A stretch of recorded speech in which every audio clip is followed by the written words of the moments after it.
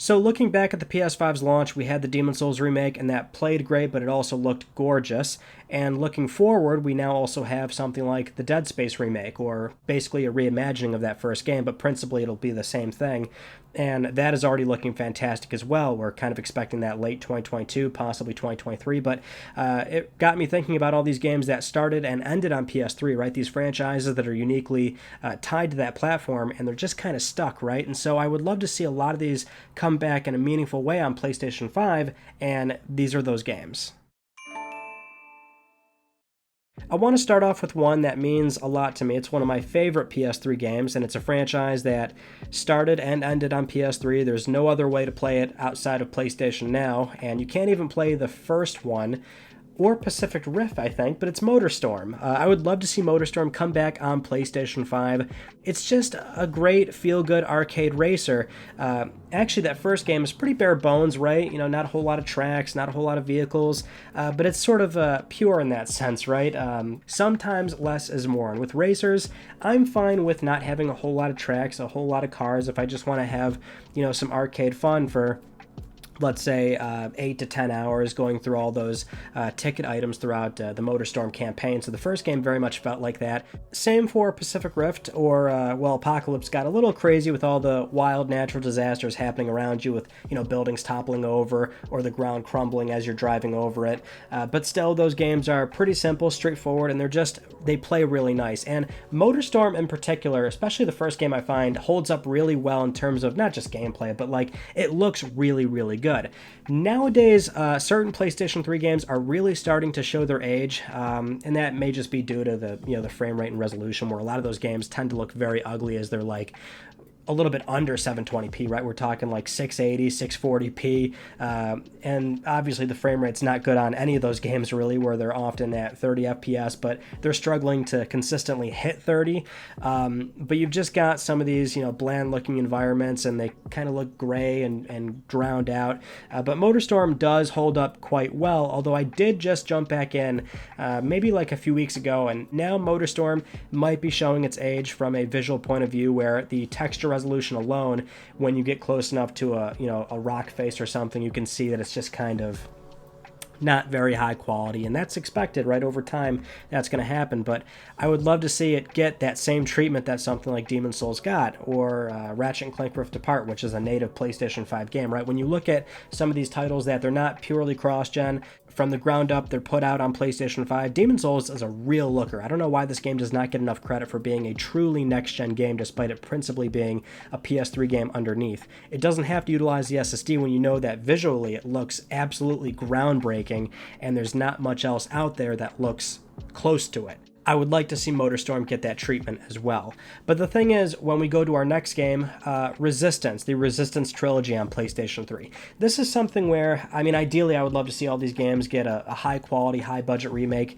I don't think that's going to happen for something like Resistance, and so realistically speaking, I'm surprised that this didn't happen during the PS4 lifecycle, where these games were not repackaged in some way on one Blu-ray disc for PlayStation 4. Bump up the frame rate, resolution, throw trophies on that first game, because Resistance Fall of Man was a launch title, no trophy support, it never got a patch, so I would love to see that happen for that particular game. PS4 was home to a lot of these, you can call them whatever you want, right? Low quality or shoddy ports, or just kind of a cheap cash grab, because inherently if you're just going to port them over and do the bare minimum, you're not really going out of your way to do a full remake. That's still fine for a lot of people. Remember, we have to keep in mind that for PlayStation 3, for as much as a lot of us on this channel like to have reverence and appreciation for that platform, a lot of people did not buy a PlayStation 3. That was the platform that many people left Sony. They went and bought an Xbox 360, or they just went to PC and never looked back to consoles. But for PS4 and even PS5 today, a lot of people are returning to PlayStation, having never had a PlayStation 3, and so these are games that people have never had the chance to play. Insomniac is rather busy nowadays. I don't expect them to even do so much of a port job, but it's Sony's IP. They can contract it out to anybody, so I would like to see something like that happen for the Resistance trilogy on PlayStation 5.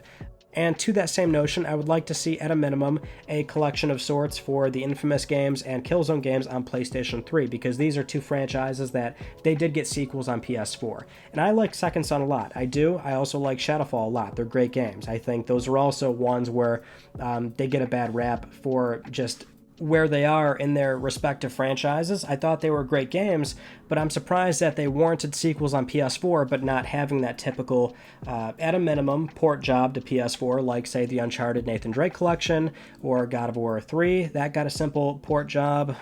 Also, The Last of Us Remastered. We had the Heavy Rain collection, and a lot of these were done in-house, but remember, Sony can contract their IP out to another studio if they really want to, and yes, it's not nearly as simple of a job when we're talking about going from cell processor to x86, so it's not going to be nearly as simple as a PS4 game getting some sort of native PS5 enhancement with a free upgrade from the publisher if they're willing to offer you a free upgrade. It's not quite like that, right? So it does have to make sense financially, but I'm just surprised. I was expecting that actually throughout, or I guess in the early years of PS4, it's like, well, let's repackage Infamous and Killzone and put them on PS4. It never happened. So I would like to see that for PlayStation 5.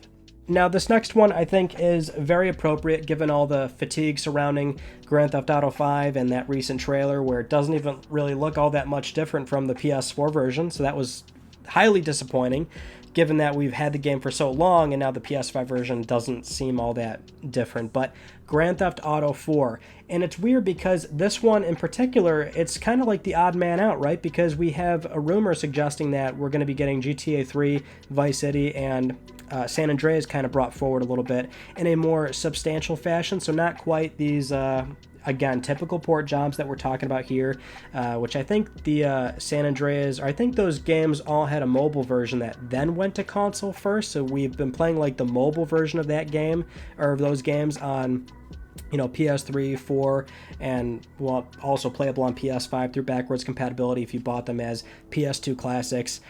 No, actually, those versions are emulated. The one on PS3 is a port from mobile.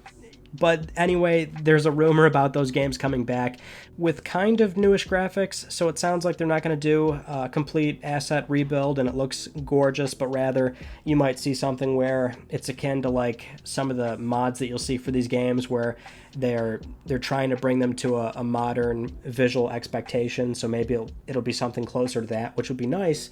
But for Grand Theft Auto 4, this is just kind of like sitting there stuck on PS3 360, and it's like, no matter what you do to it, I would like to see that come back, or at least for Xbox, that's available through backwards compatibility. So, if anything, I would like to see the game touched up in some way, whether that's a simple frame rate and resolution bump, or something a little bit more exciting, like, I guess, the treatment the trilogy's getting, or perhaps the transformation we saw from the PS3 version of GTA 5 to the PS4 version. Now, that in particular was a pretty big jump and one that you could get pretty excited about. And if we saw that for, the PS3 version all the way to PlayStation 5, that would be great.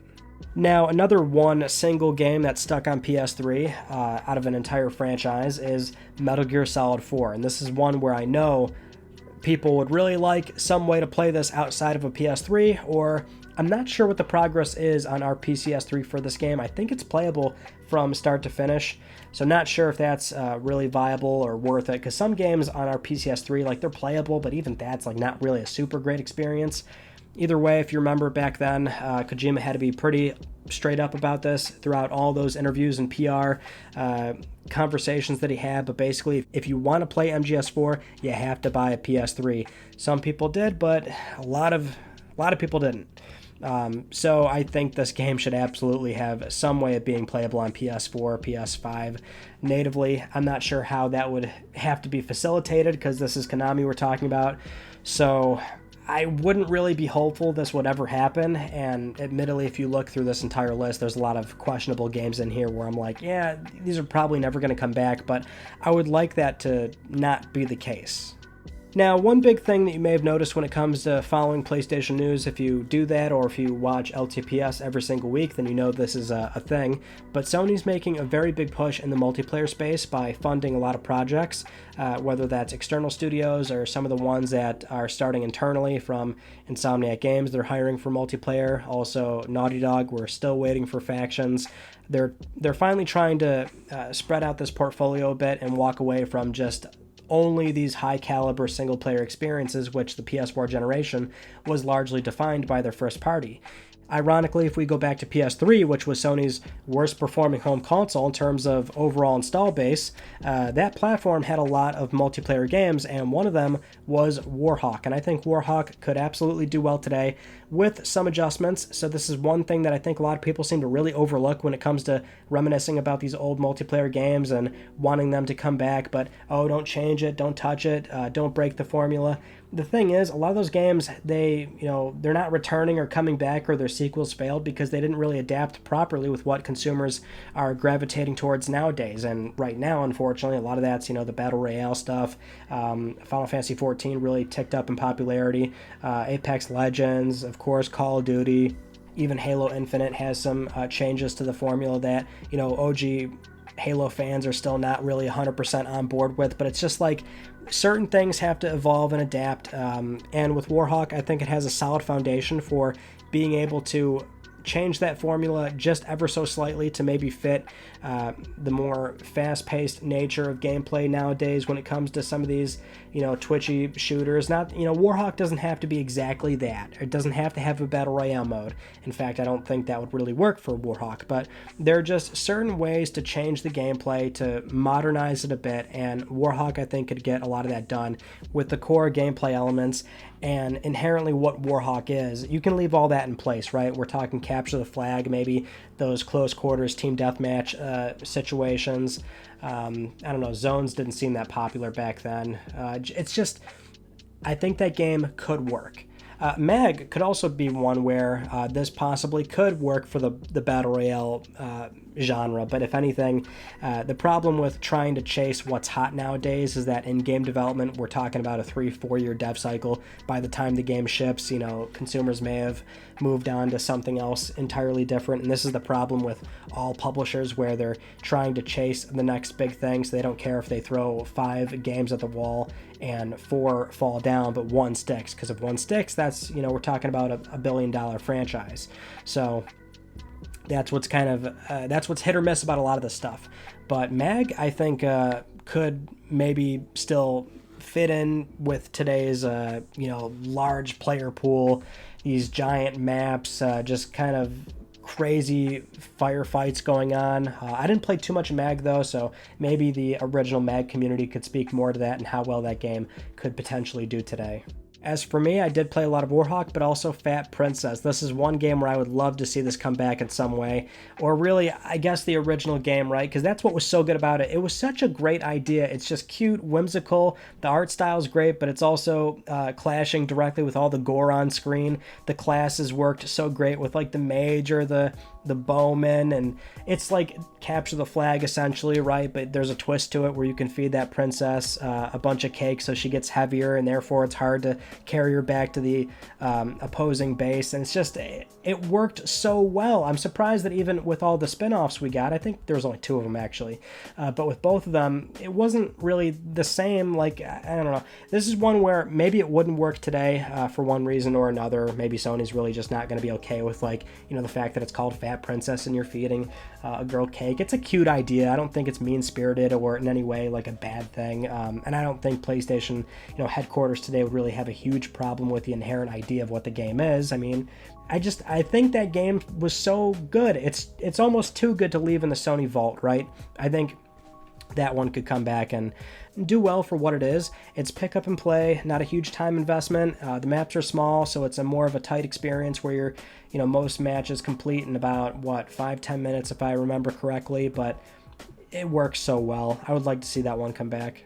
Now, I don't want this conversation to be too long because I could easily talk all day, so some honorable mentions. Folklore, early lifecycle PS3 game. Not a lot of people had the chance to play this one. You may love it or hate it, but it's kind of a cult classic nowadays, and that's totally worth at least trying, but can't because it's only on PS3. The disc is kind of expensive, so that's one. Also, Puppeteer, another expensive game, but it's totally worth trying out. It's on PS Now, just a different kind of experience, right? You're not going to find many other games like it. 3D Dot Game Heroes, that's also stuck on PlayStation 3, I believe. No other way to really play that, but again, our PCS3, you might have some luck. And you know what? Let's bring back Super Rub-a-Dub, the motion sensing rubber ducky in the bathtub game. Why? I mean, this is first party. That's a Sony-owned IP. PlayStation is holding this game from you. You have to go out and buy a PS3, go to PSN and download it. I mean, that was an early life cycle hitter for PS3. Big time. Uses SIXAXIS motion controls, system seller, and I don't know why we don't have a way of playing this game today. Thank you so much for joining me in this conversation. I hope you enjoyed it. If you haven't yet, please subscribe for the best PlayStation news, reviews, and updates that are here on YouTube. You can also follow me on Twitter at Mystic Ryan, and that is it. I will see you all in my next video. You take it easy.